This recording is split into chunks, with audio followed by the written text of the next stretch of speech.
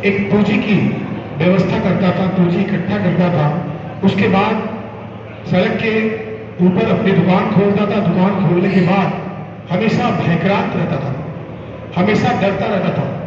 आतिताई हमेशा उसके उस दुकान पर बिकने वाले सामग्री को उठाकर ले जाते थे या दबंगई करके कम पैसा देते थे।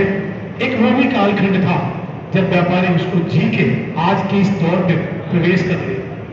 आज का एक दौर ऐसा है, तब इस सरकार में, जब उत्तर प्रदेश के अंदर योगी जी की सरकार और देश के अंदर मोदी जी की सरकार हो, इन सरकारों के बीच में आतिताइयों पर पूरी तरीके से बैन लगा।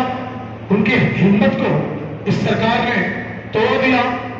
व्यापारी भी धीरे धीरे उन कालखंडों को झेलता झेलता इतना सबल और इतना सशक्त हो गया, इतना ताकतवर हो गया कि अपने बीच से लोकतंत्र के इस मंदिर में जाने के लिए अपने ही बीच का व्यक्ति अगर होगा तो ज्यादा संबल और ज्यादा ताकत मिलेगी। यह बात प्रमाणित किया। और मैं यहां आज चंदौली की इस धरा पे किसी भी जाति धर्म से जुड़ा कोई व्यक्ति हो, अगर वो व्यापारी है, आज चूंकि व्यापार की बात हो रही, इस नाते इसी विषय पे बात करूंगा। इस चंदौली की धरा पर जनपद के अंदर किसी भी समाज का व्यक्ति हो, किसी भी बिरादरी का व्यक्ति हो, यदि वो व्यापारी है तो रमेश जैसा उसके साथ खड़ा है, कंधे से कंधा मिलाकर, उसका कोई बाल उजागर करने वाला नहीं। और अपने नैतिक मूल्यों के पतन के साथ राजनीति की अचीवमेंट मेरे ऐसे व्यक्ति को बिल्कुल नहीं चाहिए। सामर्थ्य यदि हो तो समाज के साथ खड़ा होकर, व्यापारियों के साथ खड़ा होकर, जाति धर्म से ऊपर उठकर एक ऐसे समुदाय के साथ मजबूती से खड़े होकर उनको संबल और ताकत देने का प्रयास करना चाहिए। अगर ये प्रयास करने में सफलता अगर हासिल करते हैं तो व्यापारी परिवार का होने का गर्व होना चाहिए, अन्यथा ये गर्व का काम नहीं, ये बिल्कुल बुजदिली का काम है। और बुजदिली से आपका ये प्रतिनिधि, आपका ये भाई, आपका ये विधायक एक पल भी जिंदा नहीं सकता बुजदिली से। ना बुजदिल हो,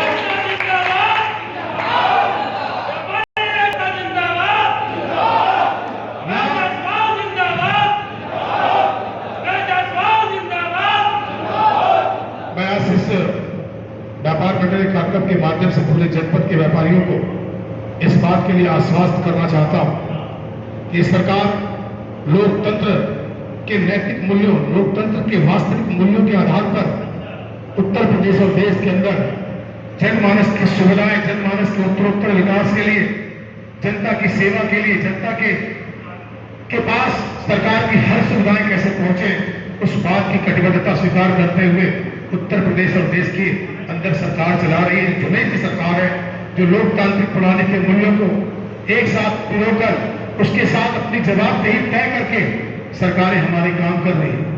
हर व्यक्ति को आराम से जीने के लिए पूरी सुविधा दी गई है, पूरा माहौल दिया गया है। और मैं देख रहा हूं कि लगातार अपराध की जो श्रृंखला थी वो धीरे धीरे कम होती जा रही है, टूटती जा रही है, खत्म होती जा रही है, वो श्रृंखला पूरी तरह ध्वस्त होती जा रही है। आज मैं इस मंच के माध्यम से इतना कहना चाहूंगा कि व्यापारी कभी भी कोई काम गलत नहीं करता। कभी भी मुनाफे का सवाल आया था, मेरी बहन ने कहा था कि मुनाफा उतना लेना चाहिए। अभी आपको मैं जब बता दूंगा तो आपके पैर के नीचे से जमीन खिसक जाएगी। आप ठीक से व्यापारी परिवार का आकलन करिए।